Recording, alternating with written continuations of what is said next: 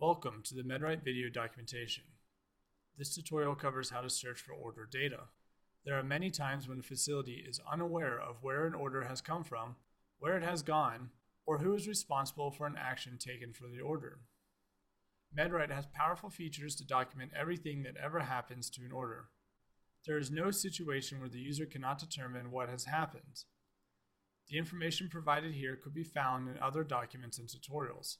But this tutorial is meant to be a comprehensive look at how to track what has happened to an order. To begin, let's talk about the RX number. Every order has a unique RX number ascribed to it. This is what MedRite uses to track actions taken for that order. If we go to Residents, Medication Profile, select a resident from the Resident Selection panel, and look at the order tablets for that resident's medication profile, we can see these blue RX number links.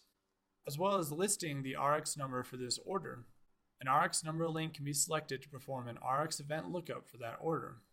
Here we can see the events that have transpired for this order in the past 60 days. Displayed on the RX event lookup modal is the name of the resident and the order name and details, the start and end date of the order, and any previous RX numbers that this order has been rolled from, should they exist.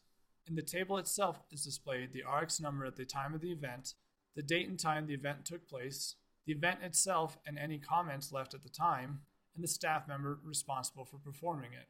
The search box can be used to search this table by any of this information.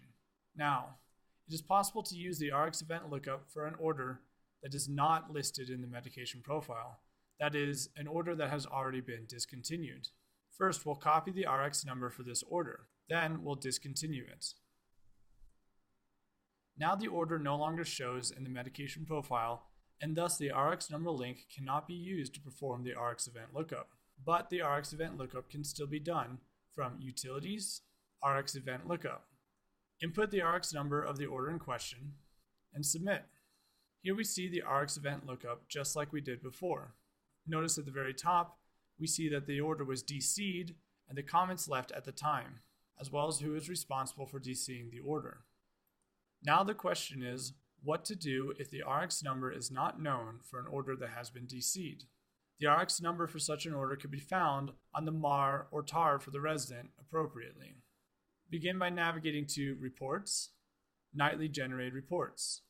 As the name implies, these reports are generated each night to be used by the facility. Note that for an order that was discontinued today, the report would need to be run from Reports Create Report, because these nightly generated reports will only have up to yesterday's information.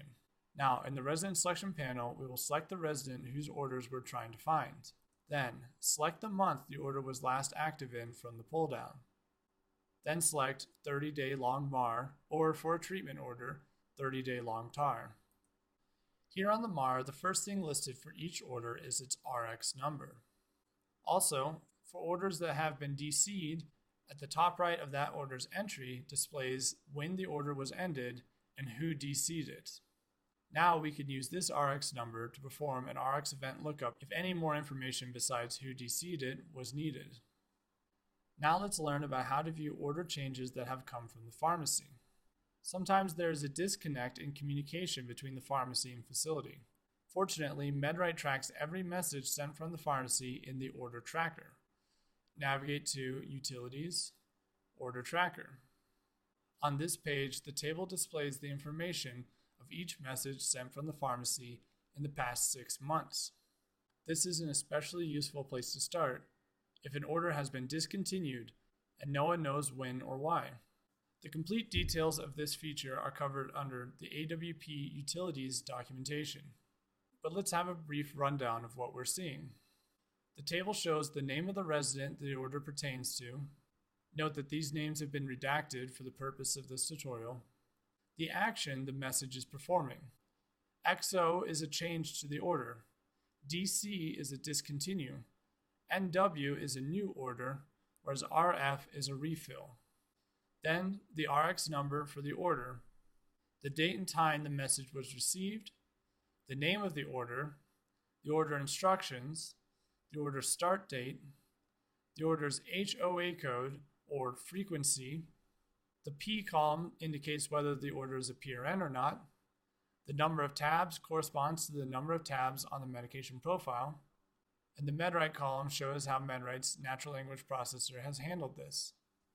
The icons in the full column can be used to see the full HL7 message if necessary.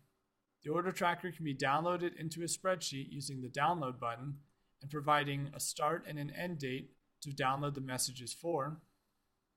The table can be filtered to only discontinue messages by selecting the Only DC Messages checkbox, and the search box can be used to search the table by any of the columns. This tool is incredibly powerful to help facility staff understand what has transpired with regards to the pharmacy. And so there you have it. With the combination of the RX event lookup, the MAR and TAR reports, and the facility's order tracker, every action taken on an order from any party is documented and can be viewed by the facility. That concludes the tutorial on how to search for and find order data. For more detailed information, view the How to Search for Data written documentation. Thank you for watching this MedWrite tutorial.